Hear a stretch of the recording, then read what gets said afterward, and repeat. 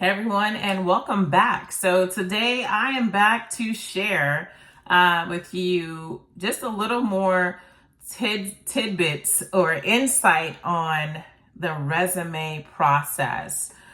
So if you don't know, hi, I'm Coach Rochelle or Rochelle, and in this series I'm just sharing a little bit more about my experience and changing careers. And how I navigated the initial stages of the world of tech or IT. Now, so I wanted to chat a little bit about the resume writing process. So if you have not checked out my other videos on this on this series, please go check them out. I did one on this initial process, my job role, and then the next video I talked more about the skills or transferable skills that I was able to speak to during the interview process. So without further delay, so resumes. Now, I have a love-hate relationship with resumes. They take so much time as far as really tailoring your resume to really speak to certain jobs. And it's a skill.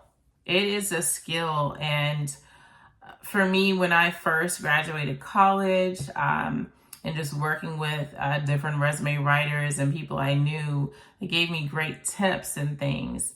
But honestly, when it comes to writing your resume for particular positions, especially a role that you are not familiar with, I think it's important to really get help with your resume.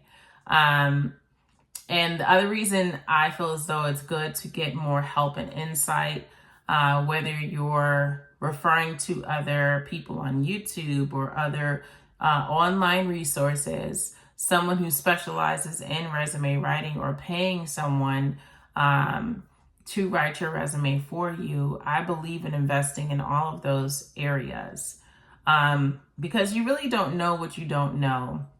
And because my experience was accelerated, and also there was like a time crunch because a lot of these government contracting roles, they are needing to fill these positions by a specific deadline, especially when the fiscal year is ending, if you understand what I'm saying. So for my resume for this particular role, I was able to receive a tremendous blessing to get help from a resume writer.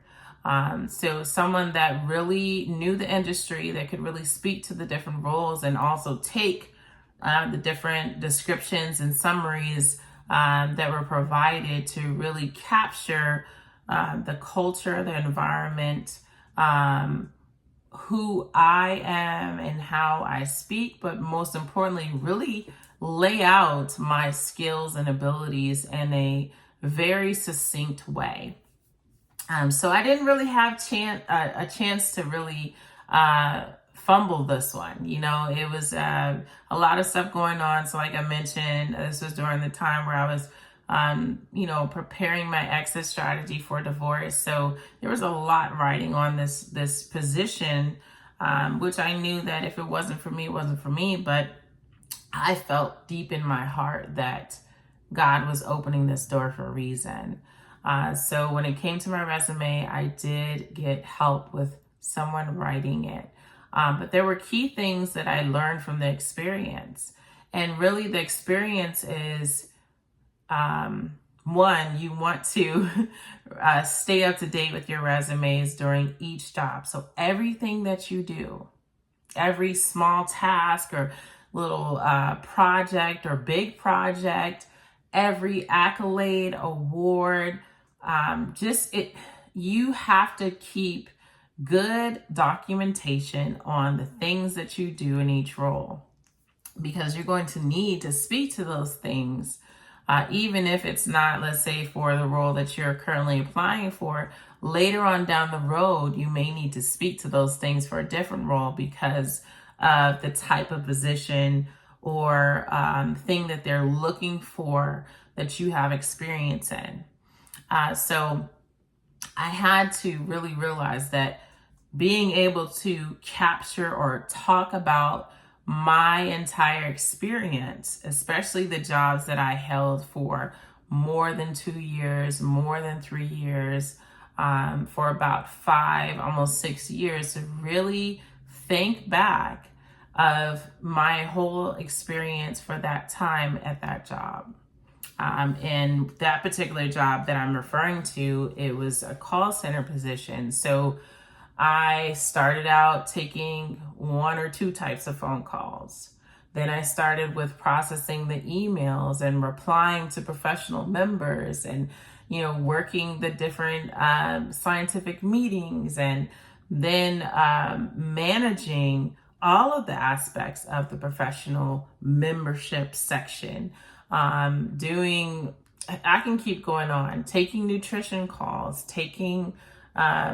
being able to speak to some of the different departments, but how I was able to learn about these different things. Like, being able to speak to the whole experience was the key.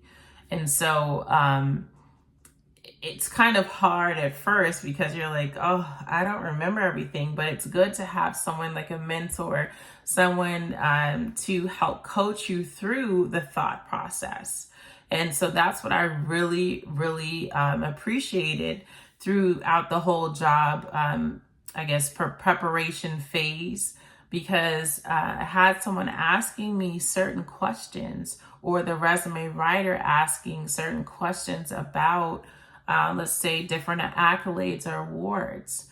Really breaking down that customer service piece to more than just saying, oh, I have excellent customer service skills. Being able to draw out those soft skills and framing the sentence in a way where it all aligned with the job title of analyst, for example. So I got help. I didn't do it alone. And if you're great at writing and have great experience with resumes, kudos to you. Like, that is definitely a skill in itself.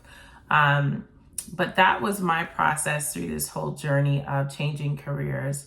I did not want to leave anything up to chance, and I was willing to, go the extra mile to make sure I presented myself well, because I was new to the industry at the time. So getting your resume looking and sounding top tier is like the goal. But definitely going on YouTube, in addition to getting help with the resume process, and also looking at different resumes online of people who were in the role. That also helped to see how they were tailoring resumes and things like that, so I can better prepare my talking points as well. So I just wanted to share that experience because I thought that was key. But definitely, thinking through each job title and not just thinking about what you did in that role, but also how what you did in that specific role can transfer to the role that you're applying for.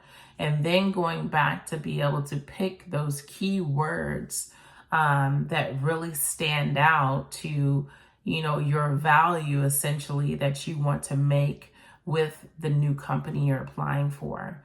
Because, the question in the back of their mind is, why should we choose you? What can you do for this company? Those are also questions that were posed during my my mock interviews as well. How am I going to be able to communicate and articulate those things on paper, and also face-to-face, or at the time, virtual interviews were still happening, via Zoom, to my potential employer. So really doing that inner work and also doing more homework about the resume writing process, and also aids and help were key in my experience. So let me know below the things and tips that you may have that could help someone else. But as always, continue to be blessed, and I'll see you soon.